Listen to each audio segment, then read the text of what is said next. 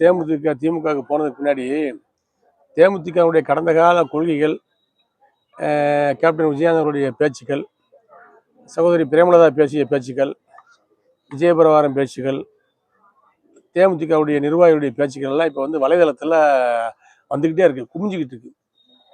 அந்த பேச்சுக்களை பூரா பார்த்தீங்கன்னா திமுகவோடு இன்றைக்கு தேமுதிக கூட்டணி சேர்ந்திருப்பது சந்தேகத்தை ஏற்படுத்துகிறது. அது கொள்கை ரீதியான கூட்டணி அல்ல, கொள்ளையடிப்பதற்கான கூட்டணி. அதிமுக தலைமையில், எடப்பாடியார் தலைமையில் அமைகின்ற கூட்டணி லட்சிய கூட்டணி. இந்த ஆட்சியை வீட்டுக்கு அனுப்ப வேண்டும். விடியா திமுக ஆட்சியால் மக்களுக்கு விளைந்த கெடுதல் என்னென்ன? இங்கே சராசரி குடும்பத்தை பேசுகின்ற பொழுது கூட ஒரு குடும்பத்திற்கு அதிமுக ஆட்சியில், அம்மாவுடைய ஆட்சியில், எடப்பாடியார் ஆட்சியில் 30,000 செலவு வந்துச்சுன்னா, குடும்ப செலவு, இதர மளிகை செலவு, குடும்ப செலவு, பால் செலவு, சக்கரை செலவு, எல்லா அரிசி, எல்லா செலவும் இந்த 30,000 வந்துச்சுன்னா, இன்னைக்கு திமுக ஆட்சியில், விடியா திமுக ஆட்சியில் 80,000 வருது, 1 லட்சமும் வருது. கிட்டத்தட்ட 1.5 மடங்கு 2 மடங்கு கூடியிருக்கு. 1000 ரூபா கொடுத்துருக்கேன், கோடைக்கு வெயிலுக்கு ரூபா கொடுத்துருக்கேன்னு சொல்றதெல்லாம் மக்களை ஏமாற்றுகின்ற நாடகம். ஆகவே திமுக ஆட்சி மீண்டும் பொய்யை சொல்லி, பொய்யான வாக்குறுதிகளை சொல்லி ஆட்சிக்கு வருவதற்கான முஸ்தீப்பான வேலைகளை செய்கின்றது. அதற்கான பணிதான் தேமுதிகவை அவர்கள் வளைத்த வரலாறு. எப்படி தேமுதிகவை திமுக வளைத்தது என்ற வரலாறு இன்றைக்கு வலைதளங்களில் அழகாக வந்து கொண்டிருக்கிறது. அதை பார்த்தாலே உங்களுக்கு தெரியும். அதற்குரிய வாய்ப்பே இல்லை. மீண்டும் திமுக சட்டசபைக்கு போகக்கூடிய வாய்ப்பு, ஆட்சியோ அதிகாரத்தில் போகக்கூடிய வாய்ப்பு கிடையாது. ஏனென்று சொன்னால் ஒவ்வொரு தனி மனிதனும், ஒவ்வொரு மனிதனும், ஒவ்வொரு குடும்பமும் திமுக ஆட்சியில் கஷ்டப்பட்டிருக்கார்கள், நஷ்டப்பட்டிருக்கார்கள், துன்பப்பட்டிருக்கார்கள், துயரப்பட்டிருக்கார்கள். ஆகவே எதை சொல்லியும் மக்களை ஏமாற்ற முடியாது. கதையளக்குகின்ற வேலையெல்லாம் இனிமேல் கதைக்கு ஆகாது. அதிமுக ஆட்சி தான் வரும். அதிமுக தலைமையில் உள்ள கூட்டணி மகத்தான வெற்றியை பெறும். வாக்காளர்கள் ஒவ்வொருவரையும் 100 பேர் சந்தித்தால் அதில் 90 பேர் இந்த ஆட்சிக்கு எதிரான மனநிலையில் தான் இருக்கிறார்கள். ஆகவே மீண்டும் திமுக ஆட்சி வரும் என்ற மிகப்பெரிய கனவு. அது ஒரு பகல் கனவு, வாய்ப்பே கிடையாது. அதிமுக ஆட்சி தான் வரும். எடப்பாடி முதலமைச்சராக வருவார். அரசு ஊழியர்கள், காவல்துறை ஊழியர்கள், அதிகாரிகள், தீயணைப்புத்துறை அதிகாரிகள், கூலி தொழிலாளர்கள், நெசவு தொழிலாளர்கள், விவசாய தொழிலாளர்கள், பட்டாசு தொழிலாளர்கள், இப்படி ஒவ்வொருத்தரும் தனிப்பட்ட முறையில் இந்த திமுக ஆட்சியால் பாதிக்கப்பட்டிருக்கார்கள்.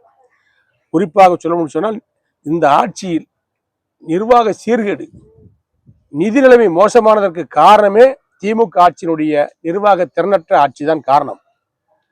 4 லட்சம் கோடி தமிழக அரசினுடைய கடனாக 75 ஆண்டு கால வரலாற்றில் சென்னை மாகாணம் இருந்த காலத்திலிருந்து, இன்று தமிழ்நாடு உருவான காலத்திலிருந்து ராஜாஜி,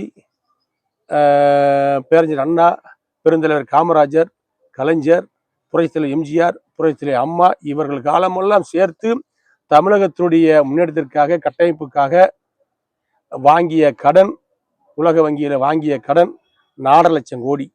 ஆனால் இன்றைக்கு 5 ஆண்டுகளிலே திமுக அரசு, ஸ்டாலின் அரசு வாங்கிய கடன் 5 லட்சம் கோடி.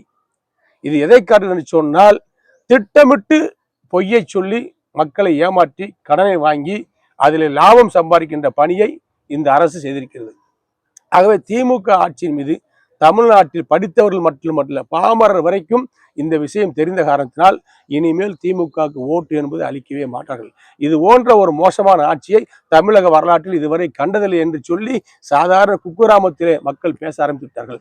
எடப்பாடியார் என்ற சாமானியன் ஒரு வரலாற்று சிறப்புமிக்க தலைவன், தன்னை பற்றி சிந்திக்காமல் தமிழகத்தை பற்றி சிந்தித்த தலைவனாக இன்றைக்கு எடப்பாடியாரை மக்கள் பார்க்கிறார்கள். ஆகவே அதிமுக ஆட்சி தான் வரும்.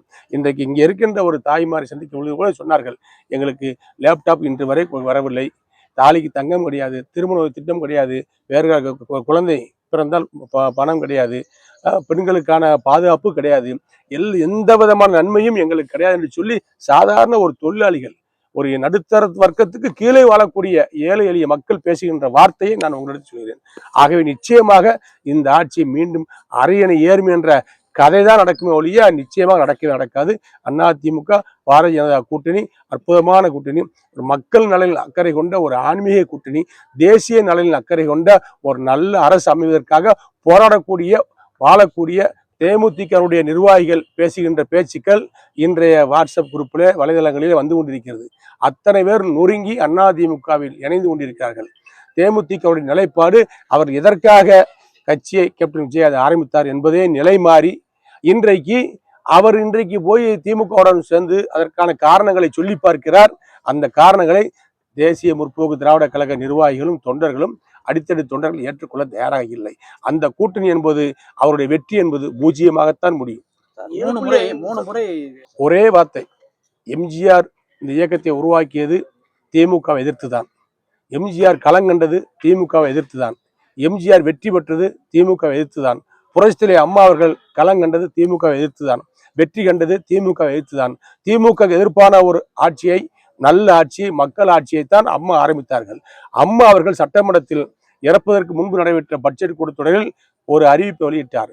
எனக்கு பின்னாலும் இந்த இயக்கம், அனைத்து அண்ணா திராவிட முன்னேற்ற கழக இயக்கம் 100 ஆண்டுகள் வாழும், தமிழகத்தை ஆளும் என்ற ஒரு வாக்குறுதியை, ஒரு வரலாற்று சிறப்புமிக்க உரையை சட்டசபையில நிகழ்த்தினார்கள். அந்த நேரத்தில் உடனிருந்தவர்களில் அமைச்சராக இருந்தவர்கள் நானும் ஒருவன். ஆகவே அம்மாவுடைய கொள்கைக்கு எதிரான ஒரு நிலைப்பாட்டை யார் எடுத்தாலும், அதிமுக கொள்கைக்கு எதிரான ஒரு நிலைப்பாட்டை யார் எடுத்தாலும் அவரெல்லாம் சுயநலவாதிகளாகத்தான் தமிழ்நாட்டு அரசியல் வரலாற்றில் உள்ள வரலாறு சொல்லும். தமிழ்நாட்டு மக்களும் பார்ப்பார்கள். சுயநலத்திற்காக அதிமுக அரசையும் அதிமுக கட்சியையும் துஷ்பிரயோகம் பண்ணி பேசக்கூடியவர்களுக்கு காலம் பதில் சொல்லும். தமிழ்நாட்டு மக்கள் பதிலளிப்பார்கள். நன்றி. தாவேக்காவுடைய நிலைமை பரிதாபத்துக்குரியது. தாவேக்கா பத்தி யாரும் கண்டுகொள்வதே கிடையாது. களத்துல அதிமுக எங்களுக்கு எதிரி யாருன்னா திமுக. இதுதான் நிற்கும். இன்னைக்கு நான் சாதாரண ஒரு சின்ன ஒரு ஃபங்க்ஷனுக்கு வந்தோம். இந்த 200 நிர்வாகிகள், 200 தொண்டர்கள், நிர்வாகிகள், அடித்தட்டு நிர்வாகிகள், அதிமுக நிர்வாகிகள் கூடக்கூடிய ஒரு கட்சி அதிமுக. எங்களுக்கு அடுத்த பலமான கட்சின்னா திமுக தான். ஆகவே அதிமுக தலைமையில் உள்ள கூட்டணி, எடப்பாடி தலைமையில் உள்ள கூட்டணி, ஸ்டாலின் தலைமையில் கூட்டணி களத்தில் நிற்கும். ஆகவே தாவேக்கா என்பது பரிதாபத்துக்குரிய ஒரு கட்சியாக இந்த தேர்தலோடு முடிந்துவிடும். மூன்றாம் இடத்துக்கு அதிமுக தம்பி கேட்டு ஆந்திர பாலாஜி பேரு தனியா நின்று 27,000 ஓட்டு வாங்கினவங்களுக்கு எல்லாம் அதிமுக பதில் சொல்ல முடியுமா? அதிமுக தனியா நின்னாலும் சிங்கம் தான். காங்கிரஸ் கட்சிக்கெல்லாம் என்ன இருக்கு? அதெல்லாம் சும்மா வேடிக்கை காட்டுறாங்க, வேடிக்கை பொருட்கள். அவர்களுடைய பேச்செல்லாம் வேடிக்கை எடுத்துக்கணும். இன்னைக்கு திமுக உடைய அரசுக்கு மிகப்பெரிய ஒரு குட்டு வைத்திருக்கிறது ஹைகோர்ட், உயர்நீதிமன்றம். பல முறை அமலாக்கத்துறை சொல்லியும், அமலாக்கத்துறை கடிதம் எழுதியும் தமிழக காவல்துறை டிஜிபி நடவடிக்கை எடுக்கவில்லை. KN நேரு மீது, அமைச்சர் நேரு மீது. இன்றைக்கு உயர்நீதிமன்றமே அதை கையில் எடுத்து நடவடிக்கை எடுத்து அவர் மீது வழக்கு பதிய சொல்லி உயர்நீதிமன்றம் சொன்னதுக்கு பின்பும் இன்னும் திமுக அரசு வழக்கு பதியவில்லை. இது வெட்கக்கேடான விஷயம். நிரபராதி, நாங்கள் உச்சநீதிமன்றம் செல்வோம், வழக்கை சந்திப்போம் என்று சொல்லக்கூடியவர்கள் வழக்கு பதிய மறுக்கிறார்கள். ஆனால் சம்பந்தமில்லாததுக்கெல்லாம் தேடி பொய் வழக்கை போட்டவர்கள் ஒரு உயர்நீதிமன்றம் சொல்லியும், உயர்ந்த ஒரு ஸ்தாபனமான அமலாக்கத்துறை சொல்லியும் வழக்கு பதிய மறுக்கிறார்கள். காரணம் என்று சொன்னால், திமுக கட்சிக்காரர்கள், திமுக அமைச்சர்கள் எதை செய்தாலும் அதை தட்டி கேட்காமல் தட்டி கொடுக்கின்ற கட்சியாகத்தான் திமுக தலைமை இருக்கிறது என்பது இந்த 2 நாள் நடக்கிற நிகழ்வுகள். ஆகவே திமுக மீது, பல அமைச்சர்கள் மீது பல குற்றச்சாட்டுகள். நீங்க தனிப்பட்ட பல அரசியல்ல அதிமுக திமுக எல்லாத்தையும் மறந்துட்டு கொஞ்ச நேரம் இந்த ஆட்சியினுடைய அவலங்களை எண்ணி பாருங்க. இந்த ஆட்சிக்கு யாரும் ஓட்டே போட மாட்டாங்க. ஆமாமா, தாவேக்க பெரிய கட்சியா இருக்கு, அடுத்த மத்திய அரசு கொடுக்குது. அவங்க கிடக்கா லூசுப்பேன், அவங்க எல்லாம் லூசுத்தனா போயிட்டு கிடக்காங்க. அதிமுக திமுகவுக்கு எங்களுக்கு தான் போட்டி நிற்கிறது. இவங்களா நடிச்சுக்கிறது. பெரிய ஒரு கட்சியை எதிர்த்து போராடுற மாதிரி காட்டியாச்சுன்னு கட்சியை மதிச்சுடுவாங்களா? யார் இருக்காங்க? ஒரு நாள் கூத்துக்கு தாங்குமா அந்த கட்சி தாவேக்கா? ஒரு நாள் கூத்துக்கு அந்த கட்சிக்கு இடத்த காலி ஓடிடுவாங்க. அதிமுக எவ்வளவு பெரிய பலம் கொண்ட கட்சி, பலம் பொருந்திய கட்சி, எம்ஜிஆரும் அம்மாவும் உருவாக்கிய கட்சி, புரட்சி தமிழர் எடப்பாடியார் கையில அற்புதமாக இருக்கக்கூடிய ஒரு கட்சி. இன்றைக்கு இங்க எடப்பாடியார் கரங்கள் இருக்கக்கூடிய அத்தனை பேரும் வீரவாள்கள், போர்வாள்கள். எங்களை எதிர்க்கின்ற துணிச்சல் திமுக தான் இருக்கு, வேற கட்சிக்கு கிடையாது. தாவேக்கா களத்திலே கிடையாது.